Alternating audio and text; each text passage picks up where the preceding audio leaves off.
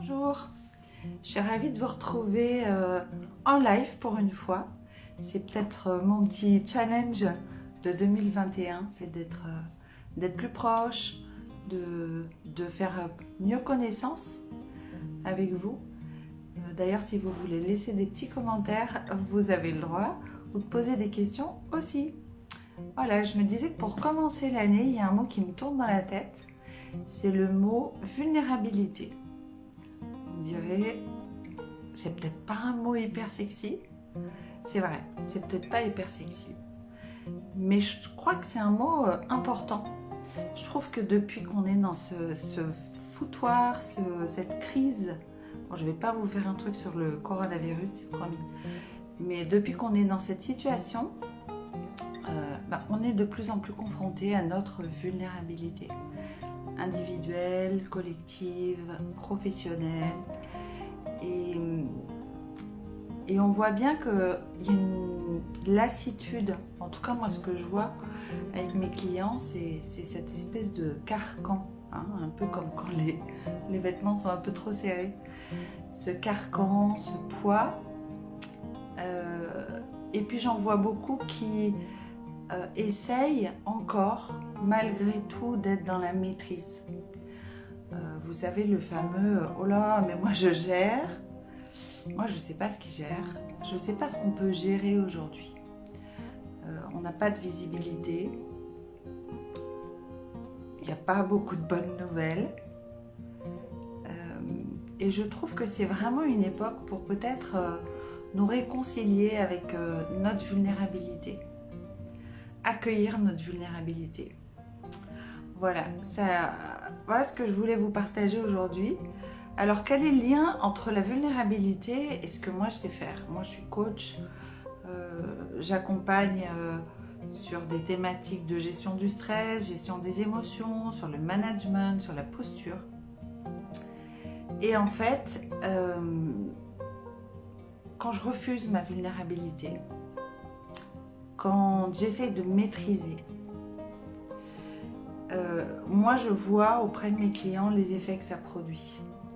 En général, c'est d'abord je tends le dos. Je fais comme si ça allait tout bien,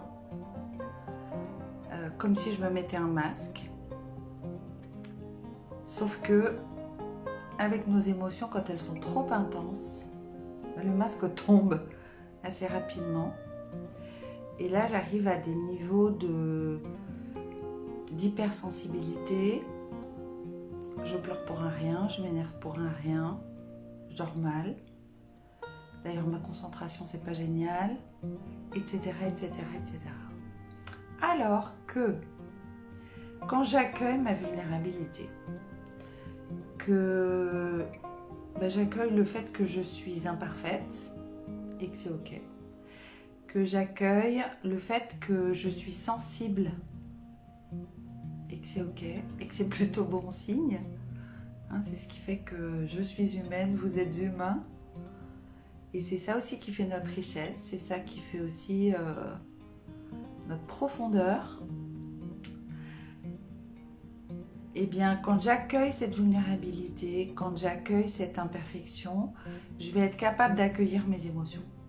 En fait, elles vont déjà prendre moins de place. Quand j'arrête de lutter contre, quand j'arrête d'essayer de les contenir, de les maîtriser, elles sont moins exacerbées. Je vous donne un petit exemple tout simple. Je suis sûre que ça vous est déjà arrivé. J'ai mis ça dans un post il y a quelques jours. Quand vous êtes un peu énervé et qu'on vous dit « Mais calme-toi! Oh là là, mais pourquoi tu te mets dans des états pareils ?» etc., etc. Moi, je ne sais pas pour vous, mais pour moi, ça me fait bondir encore plus. Et oui, ce que j'essaye de contenir se déploie. C'est comme deux forces qui s'opposent, qui s'opposent, qui s'opposent. À partir du moment où j'accueille ma colère, mais ça peut être la colère de l'autre, hein. Dans le calme-toi, c'est bien l'autre qui a du mal à accueillir mon énervement. Eh bien, quand je l'accueille, quand l'autre l'accueille, en fait, ça retombe. Ça retombe très vite Et ça a un effet très important, je trouve. On a le droit d'exprimer nos émotions, alors on s'entend, hein, y a des bornes à quand même pas dépasser. Mais en fait, souvent, c'est parce qu'on a peur de se laisser entraîner dans du trop. Mais quand on accueille ce qui est juste à ce moment-là, en fait, c'est extrêmement rare que ça prenne des proportions disproportionnées. Enfin voilà, c'était la petite réflexion du jour, vulnérabilité. Peut-être que cette année 2021, c'est une année où on pourrait accueillir un petit peu plus notre vulnérabilité, prendre soin de nous, prendre soin des autres qui sont aussi vulnérables, même s'ils ne le savent pas encore. Et voilà, donc je vous souhaite une très bonne année. Je reviens très vite vers vous avec des petites nouvelles. À bientôt. N'hésitez pas à poser des questions ou à commenter. À bientôt.